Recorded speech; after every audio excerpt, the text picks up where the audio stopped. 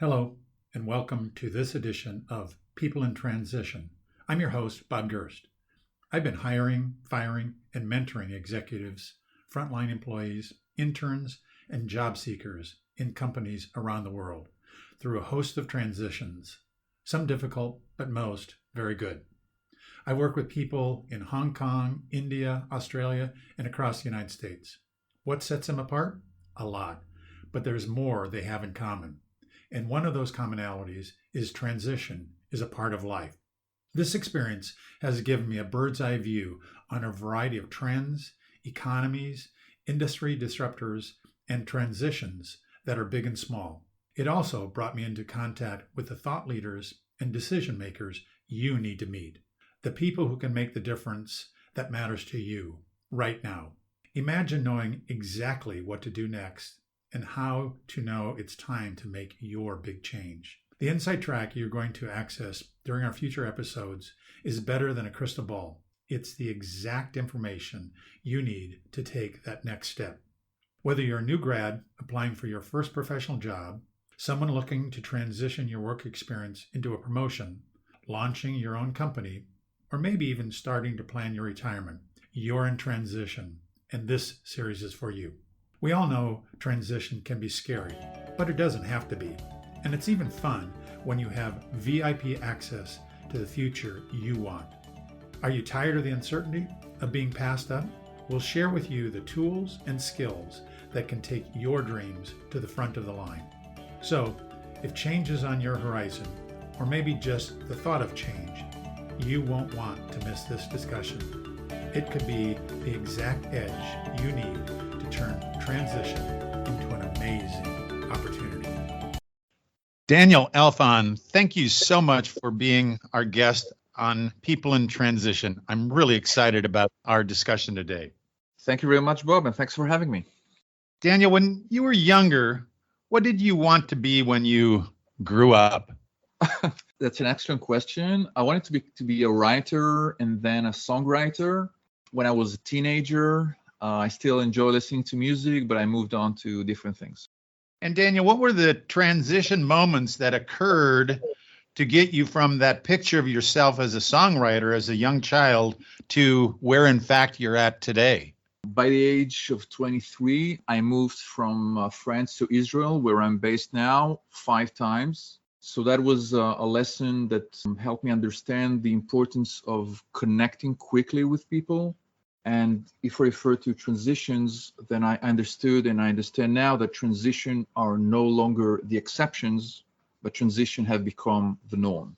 And Daniel, you're involved with LinkedIn and quite comfortable and in fact, use this as a part of your business. Describe that to us.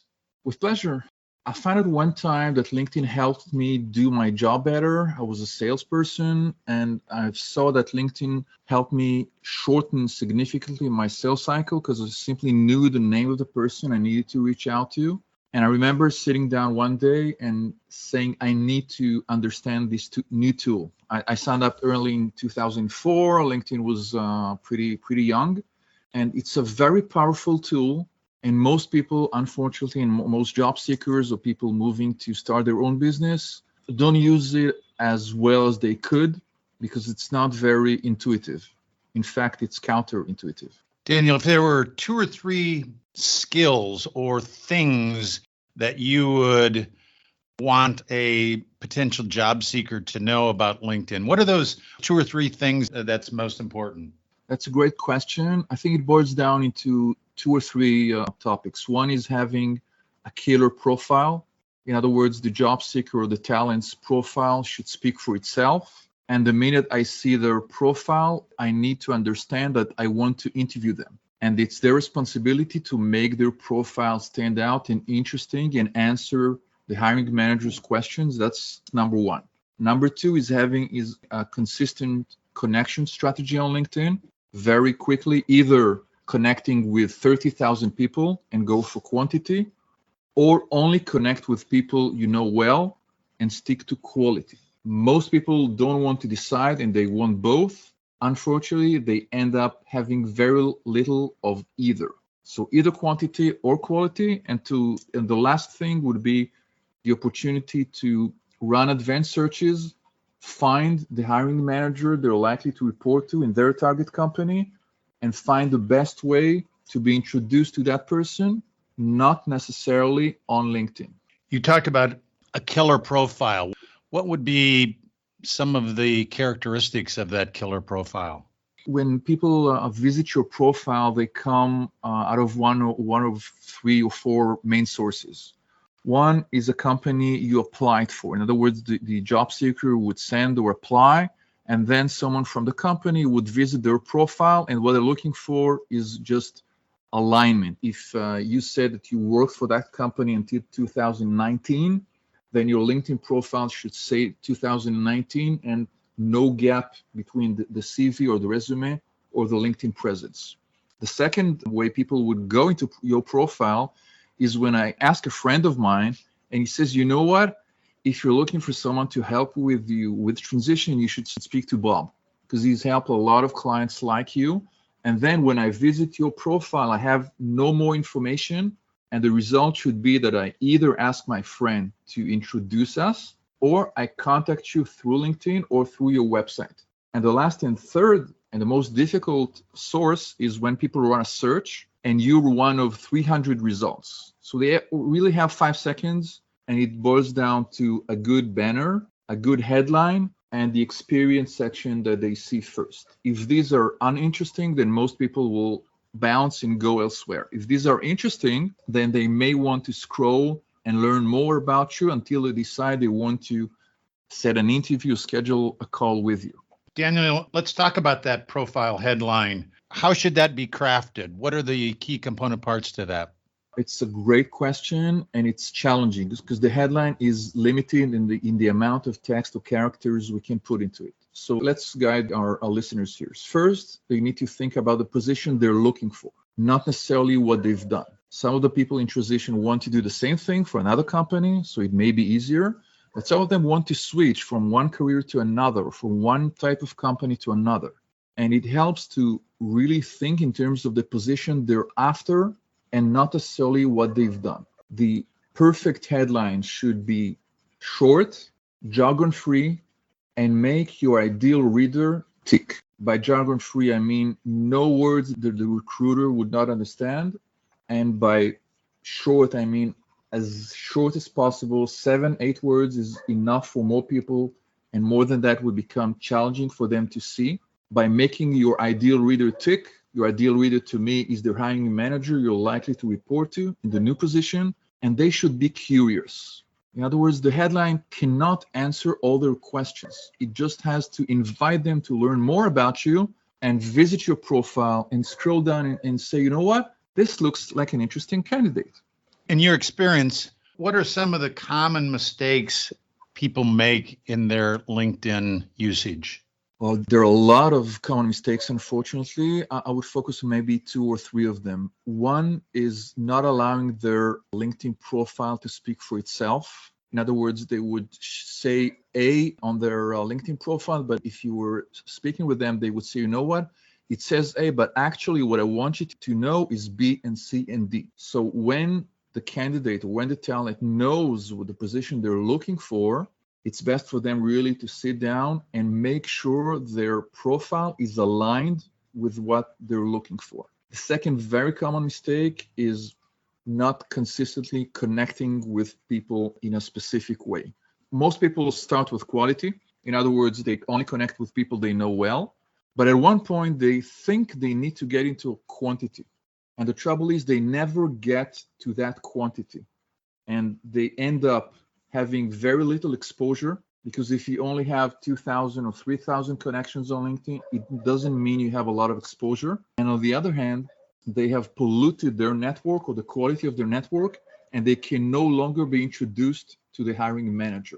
So deciding whether you'd like to be most connected, 30,000, or best connected, people you know well, is a very common mistake. You can get excellent introductions and excellent interviews if you have 40 connections and you know well, and you might have 5,000 connections and get nothing out of LinkedIn, no interviews, no inbound inquiries, nothing at all. So just make a choice and think about the way you would use LinkedIn the day after you started your new position. If on that day you'd rather connect only with people you know well, it makes sense to do it today. You will not search for so much time. You won't have enough time to connect with people in order to get quantity. So that's why when we have talked before, that's why you shared with me that you have to make a decision in terms of how many connections are right for you, because it's not just the quality, it can be as well the quantity. It can be both sides of that, correct? It can be either side, yes, but trying to aim for both is very difficult, and in most cases, we're not successful. So just decide whether you'd like to be best connected or most connected. Best means only connecting with people you know well, and most means you have to have 30,000 connections. And posting on LinkedIn, how often should you share on your LinkedIn page? Probably less than we think. What I mean by that is that most people are not interested in seeing so many things we share. LinkedIn is a conservative and slow network, if you'd like. Most people could end up with sharing something once a quarter and be fine with it. You're not supposed to post a lot. In fact, when you post a lot, then people will either unfollow you or disconnect or simply become blind to the content you're sharing, because they know that you keep sharing the same stuff, and by the fifth time, they understand what you're likely to share, and they will not engage with your content. Daniel, what is the connection policy at LinkedIn? It's really your decision to make. In other words, each listener should have their connection strategy. I found that many talents and many job seekers or many people in transition do not make up their mind. In other words, they react. When they receive invitations and they're looking for a new job, they may accept someone's invitation, but 6 months ago or 3 months down the road, they would not accept it. And that inconsistency means they cannot really leverage their network. And networking, in my eyes, is far more important than LinkedIn. LinkedIn is just a tool. It's a powerful tool, but it's not the essence. The essence is networking. If I hear from someone a recommendation about you, then even if your LinkedIn presence is not stellar, I would still like to be in touch with you and speak with you and maybe work with you. So your networking is far more important than anything else. If job seekers and people in transition manage to understand that networking is not a one-time effort, it could enhance their careers. It could be the difference between, thank you very much for the application, we're sorry we can't offer you anything interesting, but if we do, we'll keep in touch, versus, you know what, Bob, we're setting up that operation in 2 months' time. Would you be interested in discussing managing that position for us? Daniel, how can you build your professional network on LinkedIn or any other social platform? Well, if we start with real life, then most of us have a certain network in real life. That network may be dozens of people or hundreds of people or thousands of people, depending on whether we're a freshman or someone senior in their industry, but we have a real life network. And out of that network, some of those people are on LinkedIn or Twitter or whatever system you're looking at. So these would be the first people I suggest you connect with. And then by the time you master the platform and understand if you'd like to have many connections or not, then you will not need Daniel to tell you what to do. But start with people you know well, because they're likelier to engage with you, to accept your invitation, and to actually help you. In other words, if someone in transition sees a hiring manager and LinkedIn tells them that they have a mutual connection and they can reach out to that mutual connection and gain a meaningful introduction to the hiring manager, that could land in an interview. And that interview could land in a job. Just because they connected with people they knew well and they managed to reach out to that person, find the hiring manager, and ask that person whether he could make the introduction. Let's spend a moment talking about resumes. I hear a lot about keywords in resumes and the importance of that as we're dealing with different applicant tracking systems and just in interviews in general. What's the concept behind keywords and how do you make certain that you maximize that? That's an excellent question. And as you mentioned, ATS systems have become the norm in mid-size or larger companies. That means that most candidates who are just applying online, their resumes or their application is not even read by a human. And in many cases, even when it's read, it means the person who reads it is not the hiring manager, but the recruiter. Now, this may sound cruel, but I think that for most talents, most people in transition, HR or human resources are not the solution. HR is the problem. And they need to focus on the hiring manager versus the person who posted the job. And that's a guerrilla tactic or a guerrilla thinking that many talents in transition simply don't think about. Now, if you go back to keywords, the easiest way to achieve this is by analyzing a series of job descriptions. So say you and I wanted to look for operation manager's position, okay, around Washington State. Using LinkedIn or Glassdoor or any other system, we would find detailed job descriptions. And the first step would be to elicit or to extract 20 to 25 keywords in such a job descriptions. So we would look at one position where it says Chief Operation Officer and another Operation Manager and another Operation Director.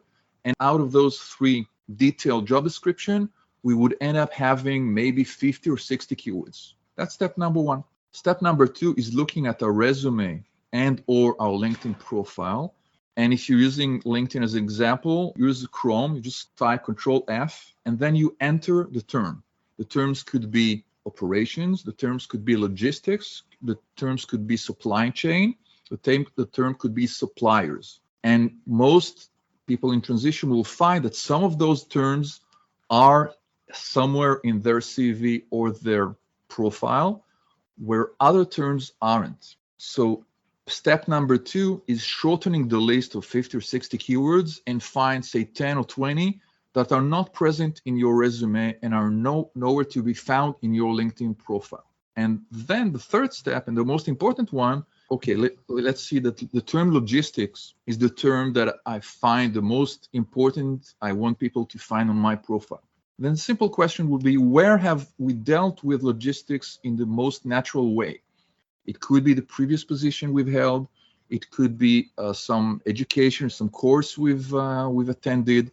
And if we enter that term in a natural position in our CV or in our LinkedIn profile, or preferably both, each time someone searches for that term, you'll end up higher in the chain. And most people will enter a series of terms.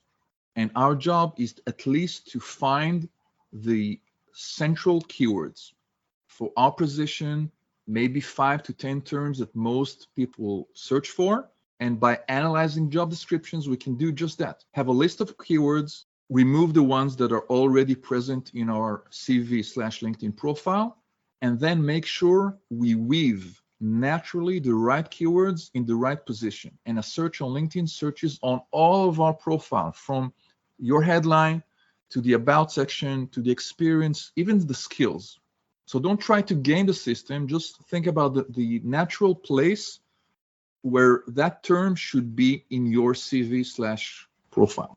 Daniel, why do outplacement coaches say that people that are in transition should go beyond relying solely on online applications and use other techniques to track down the next opportunity for themselves? I like the question, Bob, because what happens is that if you only use online application, it means that you'll be one of 350 people to submit your resume, or you would be one of the 430 people to submit your application to LinkedIn or Glassdoor or whatever it is.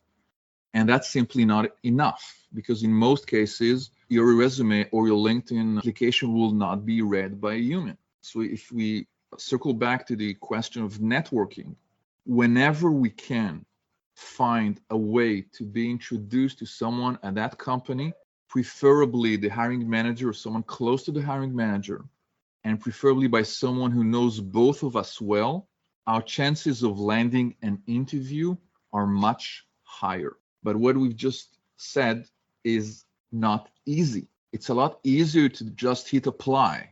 Okay, so you can do it, all day long, and by the end of the day, you go to sleep and you say, I really worked a lot. I've submitted my application to 40 companies. But the question you should have asked is, how many phone calls, how many Zoom interviews, how many physical interviews have I landed today? And if you help people when you don't need anything from them, it helps you down the line ask them for help.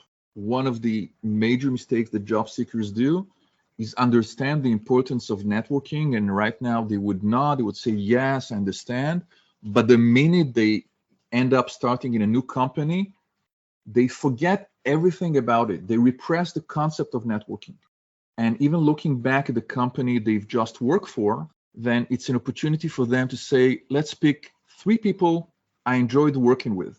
And let's make sure that in the next 6 months, I reach out to those people without asking anything. It could be Merry Christmas. It could be Happy Birthday. It could be I see that you've joined John Haas. But helping your relationship grow is a lot easier than starting a new relationship. And doing that would help your networking in the long term. Yeah, basically what you're saying, Daniel, is that people tend to hire people they know and like. And so it's really important that you either know that person or you know someone in the organization that can serve as an advocate for you. And that's going to be more successful for you if you go that route. Absolutely. I think I was listening to an episode of People in Transition where you interviewed Connie Darrigan, and you were discussing the hidden job market. And this is exactly this. The hidden job market means that you could hear from someone about a position that isn't advertised. Now, you know the difference between a position that's advertised and someone who's just starts looking for someone with your skill set. It's a whole different ballgame. When the position has been advertised, there would be hundreds or thousands of applicants. And where you're in the short-term memory of the hiring manager, then you're basically writing the job description yourself. It's a lot easier.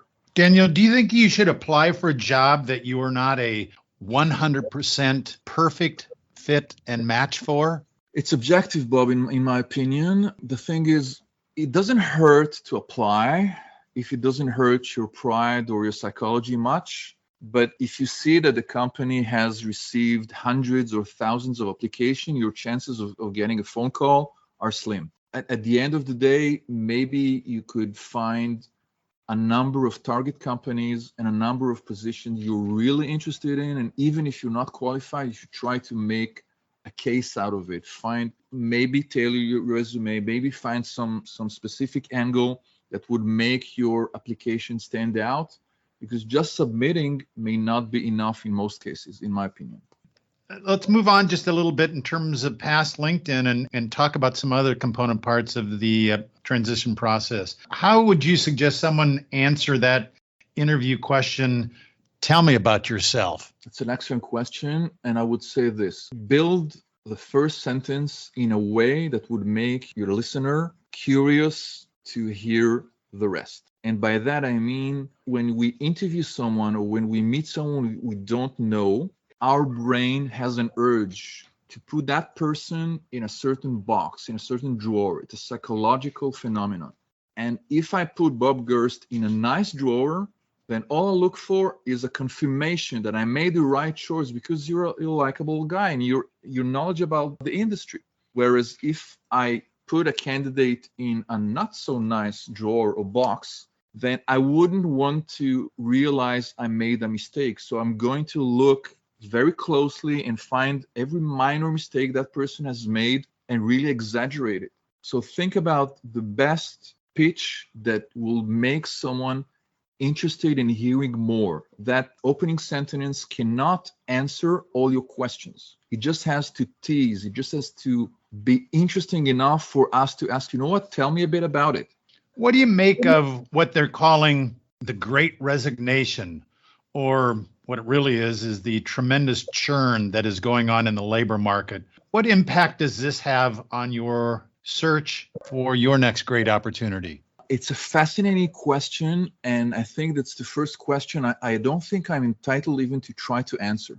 because this phenomenon might be, studied by people who have a much larger scope than me. I noticed that phenomenon across the high-tech companies I work for. The visible thing is that people who are in transition, what I notice is more and more of them want to start their own job and become freelancers or entrepreneurs. And many of them simply decide to quit without having something in hand. In other words, in the past, most of those people would look discreetly for a position and they would resign when they know they would start in a month's time in some other company. And now more of them, due to COVID in one way and on one hand and other factors on the others, they'd rather leave without having an option and just count on their skill set and know they will land on their feet. Daniel, have you heard of a job search action plan? And what is it? And how should a person looking for a job use one? I have a good friend called Jacob Scher, who might be a good interviewee also for people in transition. And I'll try to quote one very simple idea he mentioned to me, and that was most job seekers' plan tends to revolve around finding jobs and then discover the companies that advertise those jobs, and lastly, look at the people who can help them get there. Whereas what he suggested was turning this around. Instead of jobs, companies, people, look at people first, then discover through them companies you may be interested in, and lastly, you would look at the job. Because as you know, some companies are hiring and you cannot find the job section to be up to date. And in other cases, you would see an interesting position, but the company is not really hiring. So you can't focus on the job sections. And if you analyze your network and you find 5 or 10 people you know well enough, you've worked with, they could be peers of yours, they could be clients, they could be suppliers, those people could introduce you into interesting opportunities, either with their own companies or elsewhere. So the very simple plan would be people, then companies, and lastly, jobs. Very interesting change in that paradigm. I like that. Daniel, what might an accountability partner be in your transition, and how would you use one? I noticed that some very talented people tackle their job search in a less than perfect way because the uncertainty or the fear, and that's something I heard also in one recent episode you uploaded, makes them deal with their job search in a different way. In other words, when they manage a project, they do it professionally, but because they're emotionally involved, they would avoid certain things because no one likes to hear a negative answer. So one way to look at it is decide that your accountability partner would ask you some questions, and some of those questions could be tough questions, not only sugarcoating and say, you've done great and next time it'll be great and I'm counting on you, but also ask what actions have you performed or what skills have you learned or what have you done today in order to help your job search. In many cases, it's someone that is not necessarily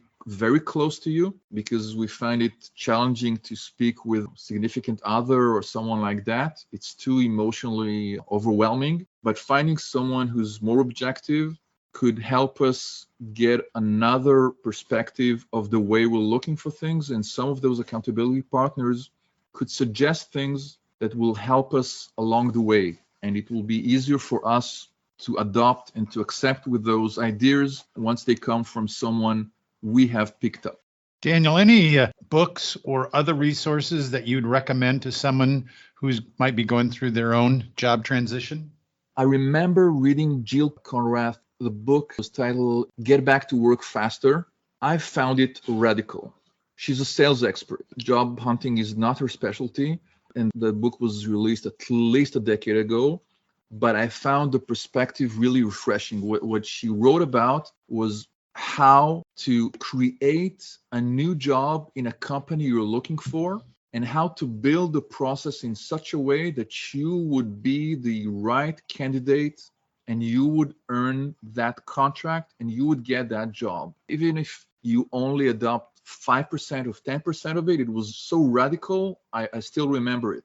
The book's name is Get Back to Work Faster, and the author is Jill Konrath. Daniel, if our listeners only remember three things as they go through their own job transition, what are those three things that you want them to take away? With pleasure. So let's ask three questions very quickly.